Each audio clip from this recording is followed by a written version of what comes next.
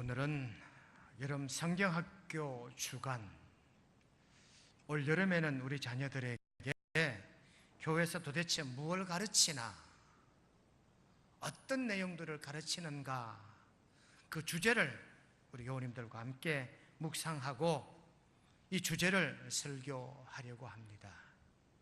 지난 5월 15일 강원도 속초 영양에 있는 그 교육 프로그램에 제가 1박 2일을 참석을 해서 교육을 받고, 지난 6월 24일 우리 경선 노회 166개 전체 교회학교 교사들 앞에 주제 강의한 내용이 오늘 설교 내용입니다. 그러니까 장장 2달 동안 오늘 이 설교가 준비되었다, 그렇게 생각하시면 돼요. 원래 우리 아이들에게, 이미 유치부 아이들은 교회야 마을로 가자라는 주제로 여름 성경학교가 끝이 났고, 이제 내일부터는 학생들이, 중고등부 청년 학생들이 이제 경일대학교에 모여서 2박 3일 수련회를 가지고 이번 주 금, 토, 다음 주일까지 2박 3일 동안은 아동부가 여름 성경학교를 가지게 됩니다. 원래 주제는 작년과 이어지는 주제입니다. 작년의 주제가 거룩한 교회, 거룩한 교회가 되자 하는 것이 작년 주제거든요. 작년 주제 거룩한 교회가 되는데 먼저 무엇으로? 개혁으로 말미암아 거룩한 교회가 되자.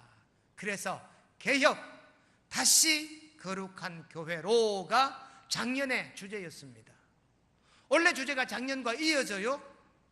거룩한 교회, 다시 세상의 빛으로. 이제 작년에 개혁을 공부했고 거룩한 교회가 되는 걸 공부했으니까, 이제 우리가 거룩한 교회가 되었으니까 다시 어디로요? 세상의 빛으로 나가자 하는 것이 원래 교육 주제가 됩니다. 작년에 우리가 묵상했던 걸 잠깐 우리가 되돌아보면, 개혁을 얘기할 때 제가 까뜨리나 본포라라는 여인을 얘기한 적이 있어요. 까뜨리나 본포라, 누구냐? 말틴 루트의 부인입니다.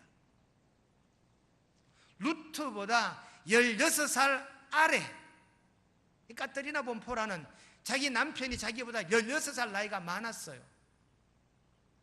루트니까 개혁의 깃발을 높이던 사람이지요. 루트가 교회를 개혁해야 되겠다, 이대로 두면 안 되겠다, 교회가 썩었다.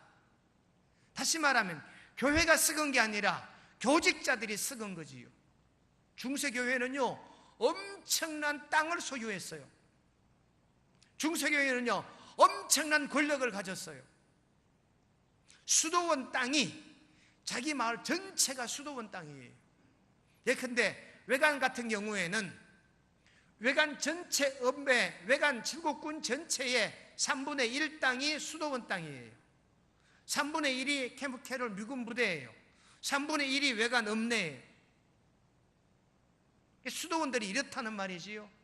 중세시대에 이 교회가 엄청난 땅을 가지고 있으니까 그 근처에 있는 농군들이, 농부들이 땅이라도 붙여 먹으려고 하면 신부님들에게 잘 보여야 됐어요. 그래서 신부들이 해마다 땅을 나누어, 소작농으로 땅을 나누어 주는데, 자기 마음에 드는 사람에게는 땅, 좋은 땅 많이 나누어 주고, 자기 말 잘 듣지 않는 사람에게는 땅을 소작으로 주지 않아요. 그러니까 중세는 수많은 농민들이 수도원에 있는 수도사들, 수도원에 있는 신부님들의 눈에 들려고 애를 썼다, 그 말이지. 그러니까 루트의 눈에는 이것이 엄청난 부조리, 엄청난 하나님 말씀을 위반하는 그런 계기가 되었기 때문에 이와 같은 교회 부조리를 보고 루트가 개혁의 깃발을 높이 들었단 말이지요. 루트가 이렇게 개혁하자라고 말했을 때, 그때 가톨릭 신학대학교 교수가 루트였고 대학생으로 있던 까뜨리나 본포라가 루트 교수를 마음에 두기 시작하지요. 그리고 나중에 루트에게 정식 청혼을 내서 16살 아래였던 까뜨리나 본포라가 루트를 뒷받침해요. 루트는 교수요 신부니까 돈 벌 수 있는 위치에 있지 않잖아요. 이 카타리나 몬포라가 맥주를 만드는, 여러분 독일은 맥주가 음료수니까 이 카타리나 몬포라는 자기 집에 재봉틀을 두고 맥주 제조기를 둔 거예요. 그래서 맥주를 만들어서 팔아가면서 재봉틀을 굴려가면서 경제적 수입을 가져 남편을 도왔던 것이지요. 그래서 카타리나 몬포라는 자기 남편의 개혁을 돕는 여인이었다. 그래서 루트가 개혁을 하였고 카타리나 몬포라가 도와서 이 개혁운동이 성공리에 맞춰졌다는 말입니다. 이런 교회는 325년 얌니아, 381년 콘스탄티노플이라고 하는 중요한 약 50년간의 종교적 대회의를 거쳐서 교회에 대한 정의를 내려놔요. 교회는 보편적이어야 된다. 교회는 거룩한 곳이어야 된다. 교회는 하나님 말씀을 바로 세우는 곳이 교회여야 된다라고 하는 이와 같은 교회론을 정립하고, 그때부터 교회는 거룩한 교회, 깨끗한 교회가 되어야 됐는데, 그 후로 이 세상에는 수많은 교회들이 다시 타락의 길로 지금 걸어가고 있단 말이지요. 여러분, 지금 현 우리나라뿐만 아니라 동서고금을 막론하고 모든 종교가 지금 퇴보하는 시대입니다. 후기 현대주의는요, 탈종교, 탈장르, 탈윤리, 탈도덕, 탈전통의 시대예요. 모든 것을 탈피하는 거지요. 지금까지 전통으로 여겨왔던 모든 관념을 다 탈피하는 거예요. 어느 정도냐? 꼭 사위가 남자여야 되나? 여자면 안 되나? 여자가 여자를 데리고 와서 자기랑 결혼할 남편이라고 말합니다. 꼭 며느리가 여자여야 되나? 남자면 안 되나? 자기랑 결혼할 아내를, 남자를 데리고 와 자기 아내라고 얘기합니다. 이게 후기 현대주의 특징이요, 교회 타락의 모습들이에요. 지난주에 서울시청 앞 광장에 쾌어 축제라는 걸 했지요. 성의 벽을 허무는 거예요. 남자 여자 따로 두지 않는 거예요. 남자도 여자도 부부가 될 수가 있다. 동성혼, 동성애를 허락해달라.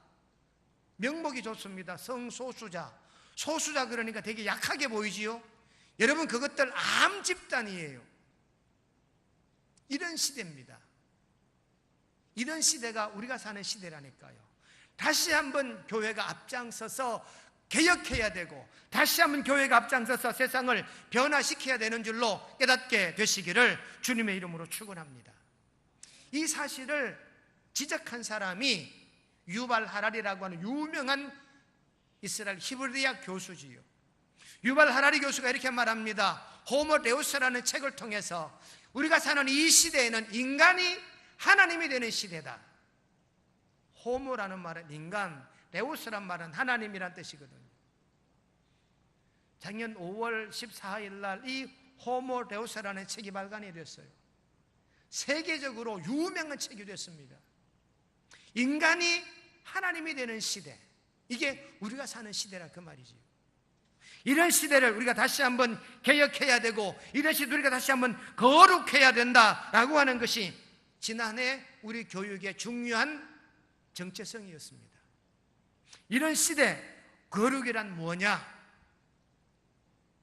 다시 거룩해야 된다 했으니까, 다시란 말은 과거 루트 시대로 돌아가는 거지요.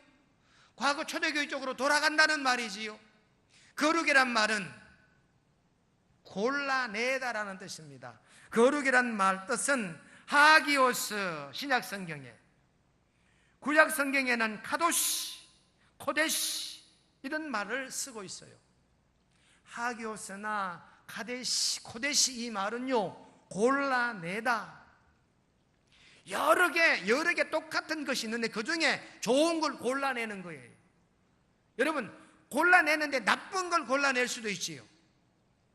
두 가지입니다. 골라내는데 나쁜 걸 골라 버리려고 골라내는 것이 있고, 모든 것 중에 좋은 것을 골라서 더 좋게 하려고 골라내는 게 있어요.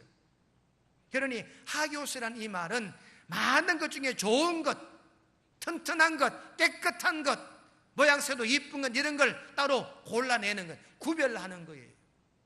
이게 뭐냐? 거룩이다, 그 말이지. 여러분, 세상은 양극화되는 이 시대 악된 모습으로 흘러가고 있지만 저와 여러분들은 하나님으로 말미암아 구별된, 거룩하게 된, 하나님 특별히 골라낸 존재가 저와 여러분들인 줄로 깨달아 믿으시기를 우리 주님의 이름으로 축원드립니다.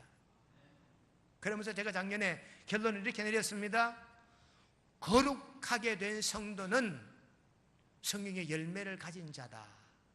그래서 내 속에 있어야 될 성령, 사랑과 희락과 화평이다 그랬습니다. 내 속에 있어야 될 것 사랑이요, 내 속에 있어야 될 건 희락이요, 내 속에 있어야 될 건 화평이다. 그러면 이웃과 나와의 관계 속에는 오래 참음과 자비와 양선이다. 인간관계는 오래 참는 게 덕이라는 거지요. 그 다음에 내가 가지고 있는 일, 내가 하는 일 속에 있어야 될 건 뭡니까? 충성과 온유와 절제다. 그렇게 제가 작년에 여러분 성경학교 주제 강연으로 결론을 맺은 적이 있습니다. 이렇게 개혁되었고 거룩하게 된 우리 모습들이 이제는 어떻게 해요? 세상으로 나가야 된다.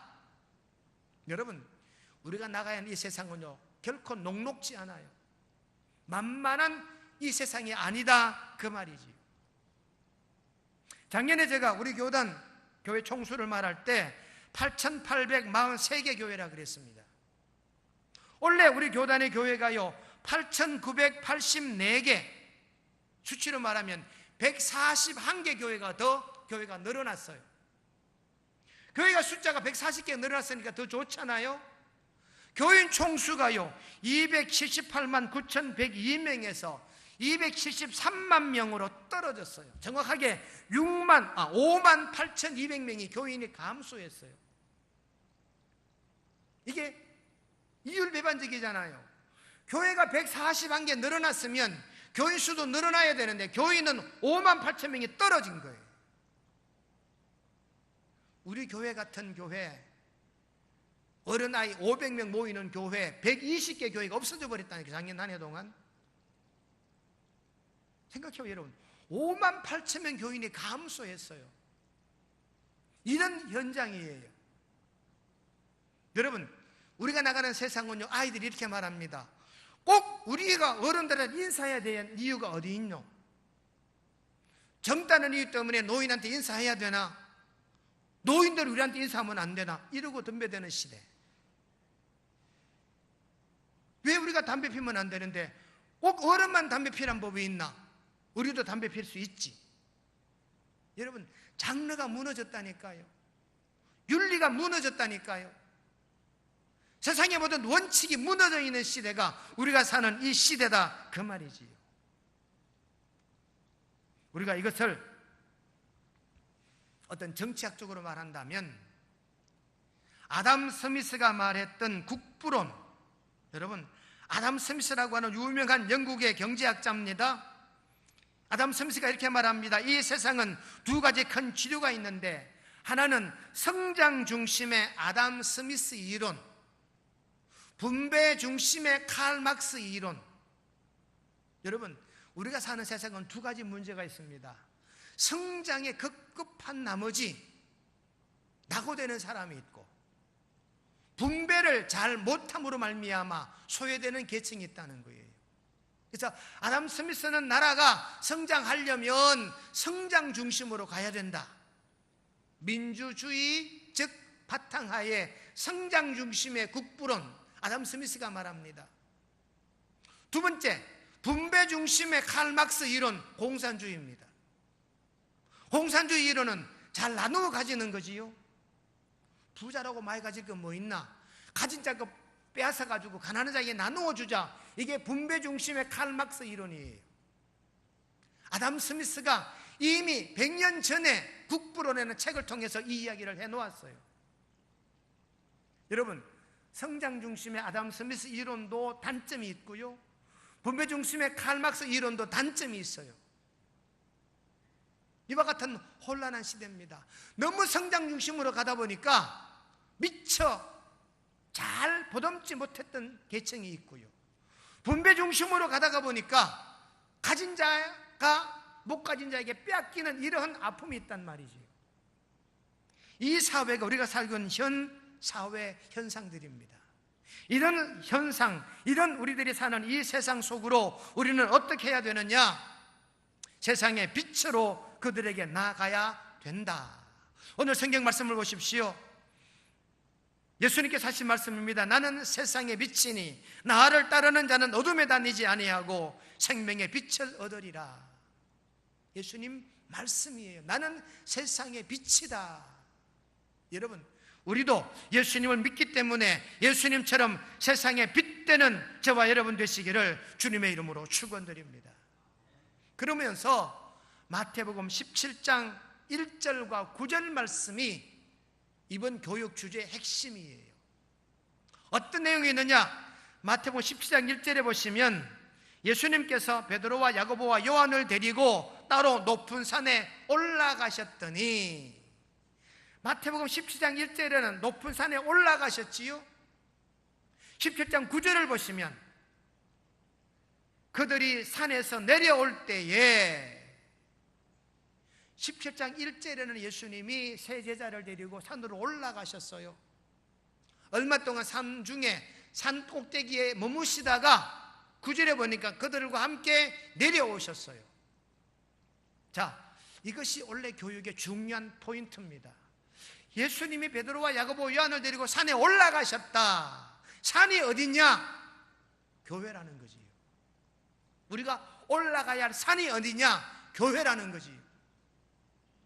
그러면 내려가는 것은 어디로 내려갑니까? 세상 마을로 내려가야 된다는 거지요.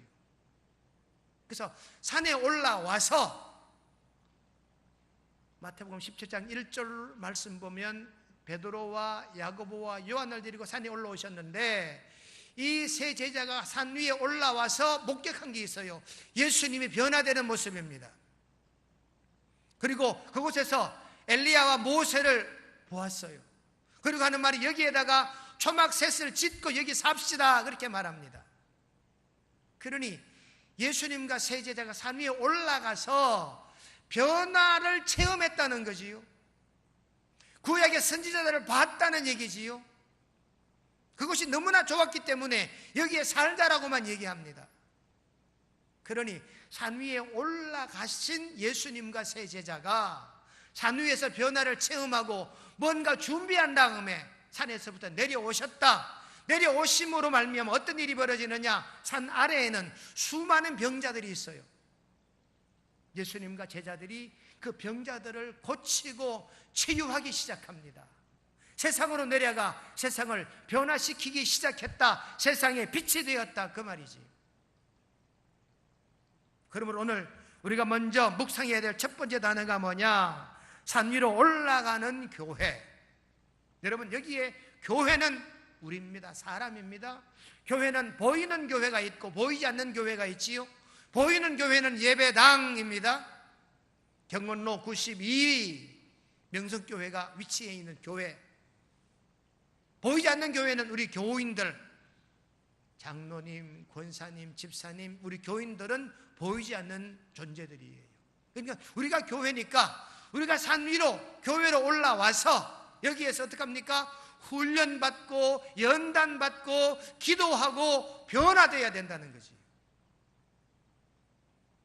그래서 오늘 성경 말씀 누가복음 9장 28절 29절에 보시면 예수께서 베드로와 야고보와 요한을 데리고 기도하시러 산에 올라가사 기도하실 때 영모가 변화되고 그곳이 희어 광채가 나더라. 그러니까 사도 마태는 그냥 산에 올라가셨다는 말만 했지, 누가복음에 누가는 뭐라고? 예수님이 세 제자를 데리시고 산에 기도하러 올라가셨구나 라고 정의를 내린 거지요. 여러분, 교회 왜 올라오십니까? 예배 드리려고, 찬양하려고, 기도하려고. 그러니 여러분, 우리가 교회에 올라와서, 우리가 산에 올라와서 해야 될 게 뭐냐? 영적으로 변화되는 거예요. 우리 인격이 변화되는 거예요. 우리의 이 모든 마음가짐들이 변화되어져야 되는 줄로 믿으시기를 주님의 이름으로 축원드립니다. 그러니까 예수님께서 베드로와 야고보 요한을 데리시고 산에 올라오셨는데, 교회로 올라오셨는데 기도하러 오셨다는 말이에요. 영적으로 성숙되기 위해 올라오신 거예요. 우리 학생들에게, 어린이 여러분, 우리는 교회에서 인격이 변화되고, 우리는 교회에 올라와서 하나님 말씀을 배울 때 우리는 세상 사람들과는 달라야 됩니다. 그렇게 교육한다 그 말이지요. 여러분, 우리 마찬가지입니다. 여러분, 주일마다 교회 왜 올라오십니까?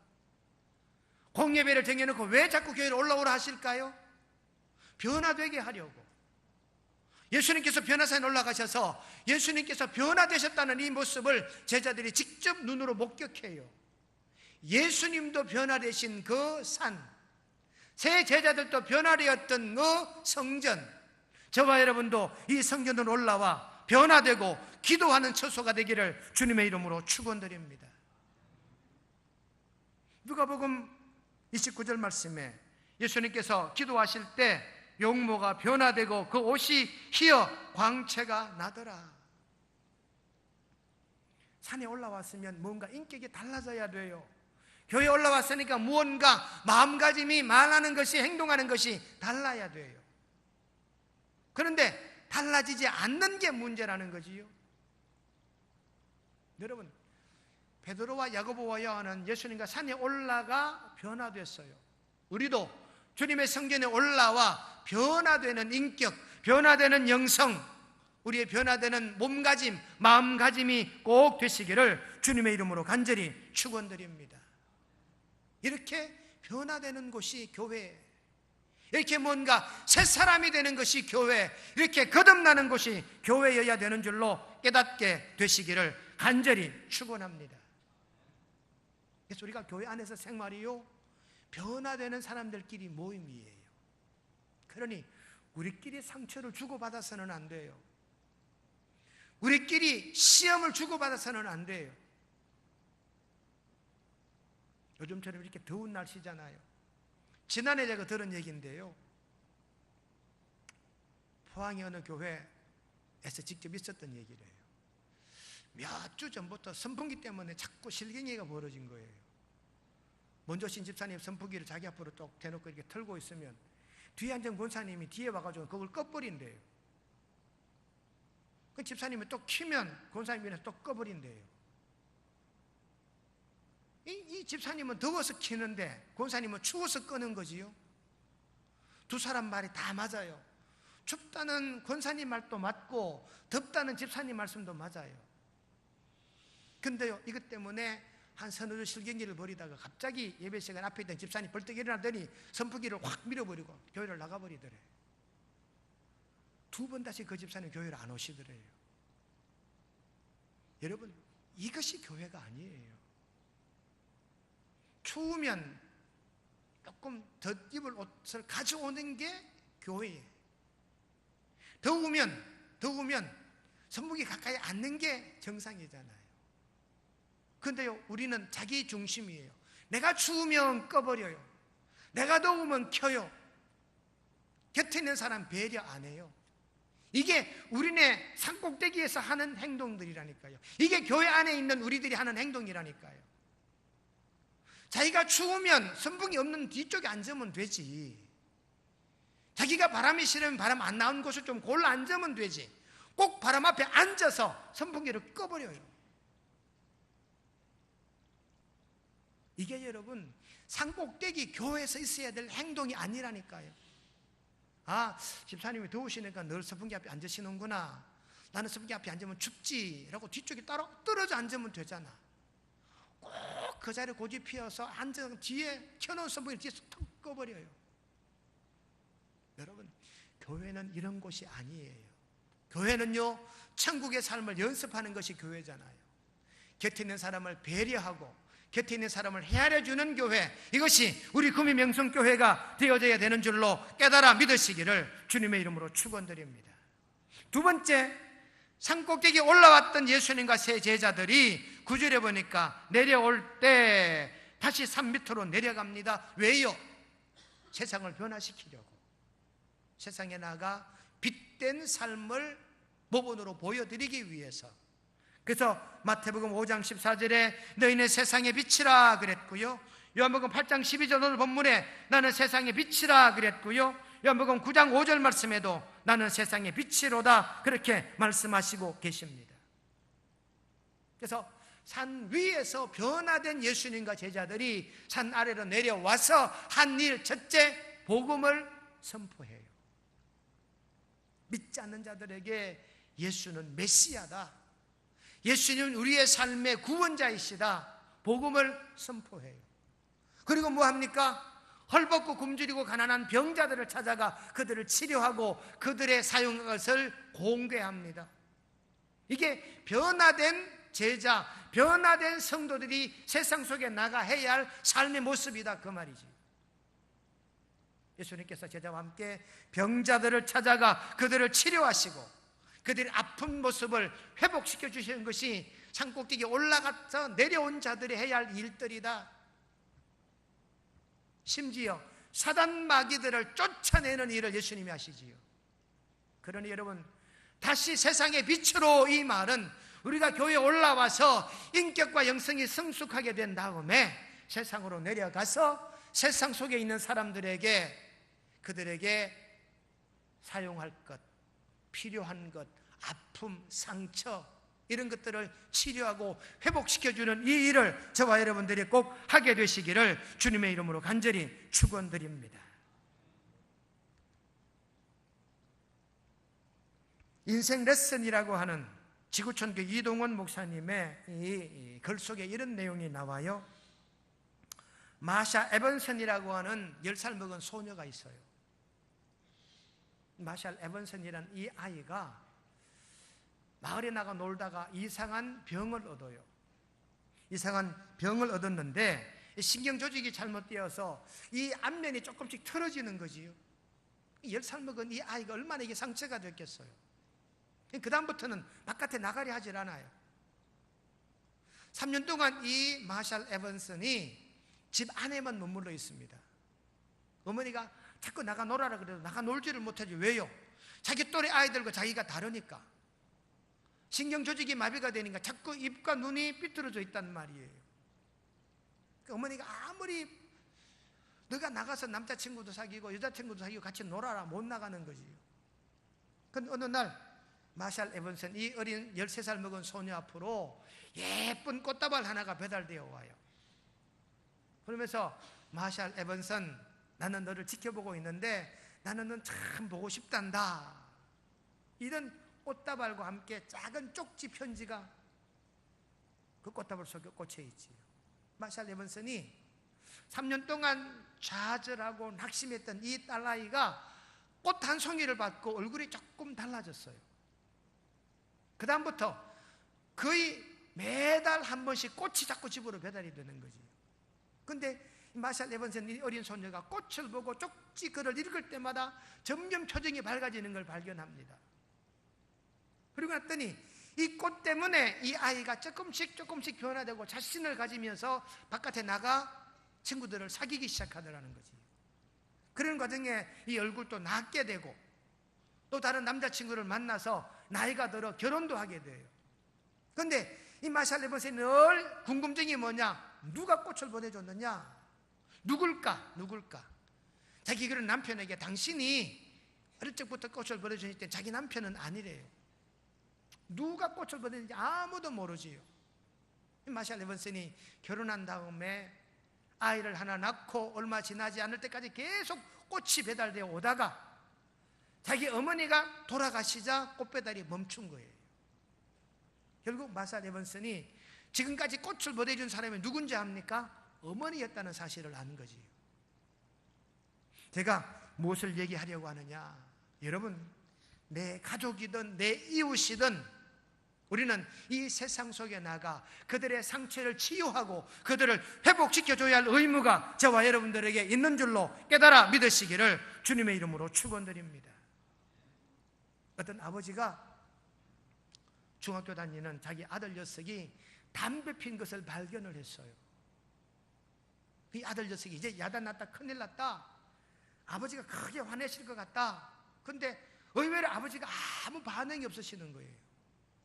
아들 녀석은 그때부터 아버지 눈치를 슬금슬금 보는데 한 달이 넘도록 아버지가 아무 반응이 없어요. 그러다 한 달이 지난 어느 날 자기 아들을 부르더라는 거지. 이제 올 것이 왔구나, 아버지 혼나겠구나. 아버지 앞에 가서 무릎 꿇고 아버지 제가 잘못했습니다 했더니 아니다, 괜찮다, 이제 깨달았으니 괜찮다 그러더래요. 근데 아들이 궁금하잖아요. 아버지 진작 혼내지 왜 한 달 동안? 아빠가 이렇게 답변합니다. 너가 담배 피는 걸 내가 보고 마음이 막 화가 났는데 나를 돌아보는 순간 나도 담배 피더라는 거지요. 애비가 담배 피면서 담배 피는 자식을 나무란다는 이것 자체가 용서가 안 되더라는 거지. 그래서 이 아버지가 한 달 동안 담배를 끊었대요. 이제는 완전히 담배를 다 끊고 난 다음에 너를 불러서 얘기하려고 했는데 네가 먼저 깨달았으니 다행이다. 여러분, 세상의 빛은 이런 거겠지요. 내가 먼저 바뀌고 내가 먼저 끊고 내가 먼저 변화된 다음에 이웃들로 변화되라, 가족들에게 변화되라 요구해야 된다는 것이 세상에 빛된 우리네 삶이어야 되는 줄로 깨달아 믿으시기를 주님의 이름으로 간절히 축원드립니다. 거룩하신 하나님 아버지, 다시 세상의 빛으로 우리들 들어 나가라 하시니 감사합니다. 개혁된 교회, 거룩된 모습으로 변화된 저희들이 다시 세상의 빛으로 들어가 세상 속에서 우리의 빛된 모습을 나타내 보여 내가 먼저 삶의 모본을 보임으로 이웃들을, 가족들을 변화시키는 우리네 삶이 되고 영생이 되게 도와주시옵기를 예수님의 이름으로 기도드리옵나이다. 아멘.